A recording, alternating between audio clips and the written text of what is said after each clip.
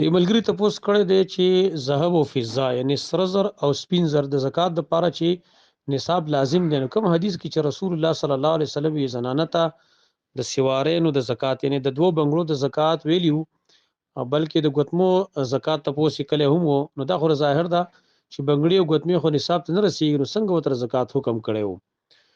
جواب دا دی ګوره دا احتمال شته کله کله بنگړي غټوي باوګانوي هغه کله ډیروي نو وتولې درې تولې نو دا احتمال شته چې دوا بنگړي دي چې هغه نصاب ته رسیدل، دا احتمال به کم شته. دویم دا دی چې دا خو لازم نه را چې کنه دې سره صرف د قدو بنگړي و سره وو کې دې شي د دې سره نور سونا هم ور سره وا.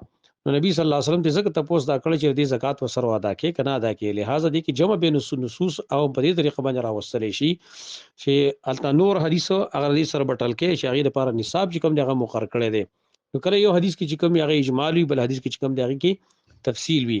لکه قران کریم کې الله ذکر کړی او مما اخرجنا لكم من الارض، نو څه چې موږ تاسو لپاره زمکه نه راایستلې دي پای کې زکات دی. درګي بل حدیث کې راغلي فيما سقط السماء العشر، کم فصل چې پای کې هغه د باران په وبو باندې وبکلی شنو پای کې عشر دی. نو دلته خو فيما سقط السماء العشر عام ویل دی کنه. نو اوس دا خو په دې کې پکارو چې د نصاب بیان شي، خو د نصاب بل حدیث کې بیان شوی دی چې بل حدیث کې بیان شوی دی هغه بل حدیث سره یو ځای کې نو مسله به حل شي. د قرانګي دغه دوه بنگړي چې کوو کنه د کې زکات حکم بیان کړي، خو دا مطلب نه چې ګنې هغه نصاب ته نور رسیدلی کې د شي نصاب سره د دین پوره کې دی او د بل پوره کې دی. ملګری تاسو کړه د چې سفرانه مونږ کولو طریقه هغه د غیله وضاحت راته وکړي چې په کوم مونږ با څوره کاته او څنګه کولای شي. جواب دار سفرانه مونږو طریقه هغه ده عام چې مونږ څنګه مونږونه کوم د قشند مونږونه سره پرکاتونه کې کمی دی، خو هغه په رکعاتونو کې کمی دی چې کوم څلور رکعات مونږي. مثلا ماسپخین دی د دې مونږ 2 رکعات کوو، عام چې 2 رکعات مونږ سکو 2 رکعات نفل مونږ عام کوو ډکو رکعاتونه کوو د قشند کوو، یا لکه سار مونږ 2 رکعات کوم د قشند کوو. ماسپخین مونږ 2 رکعات، مازیګر مونږ 2 رکعات او د ماسپوتن مونږ 2 رکعات لري. باقی د واخا مونږ ما قدرې رکعات کوو چې کوم مونږ په خپل حاضر کې کوو، سفر نه علاوه چې مونږ کوو اقشان به کوو پای کې کمی نه راځي خام. او د سار مونږ کوم دغه په خپل حال باندې باقی پاتې دي، دغه اسانه طریقه ده.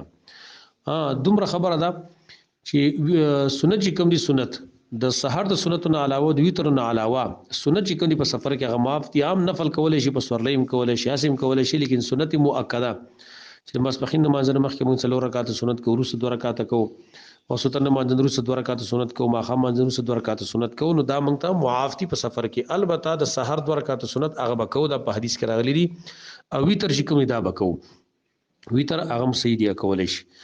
دا رنګي په سفر کې بیا مونږ ته جمع بین الصلاتین اجازه شریعت را کړې ده.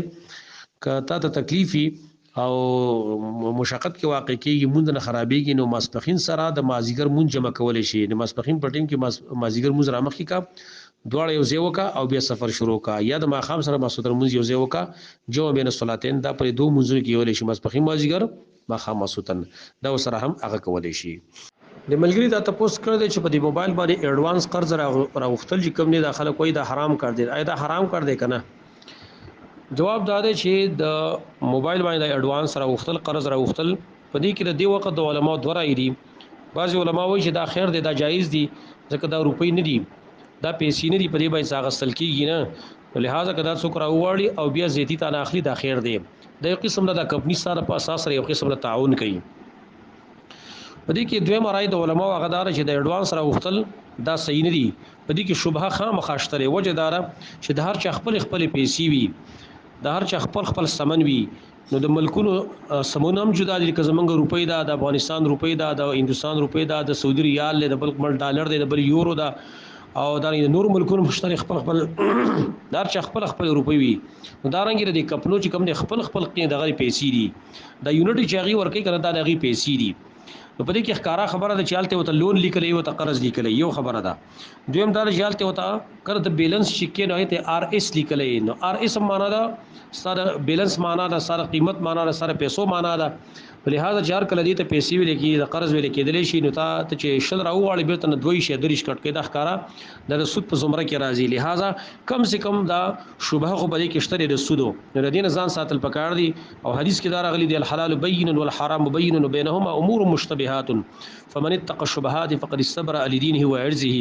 حلال مخکار دي حرام مخکار دي منځ کې څه مشتبهات دي نو چا چې د مشتبهات نه ځانو ساتل خپل دین او عزت محفوظ وساته. ومن وقع في الشبهات سوچ په شبهات کې واقع شو فقد وقع في الحرام دي په حرامو کې واقع شو. لہذا دین ځان ساتل پکار دي.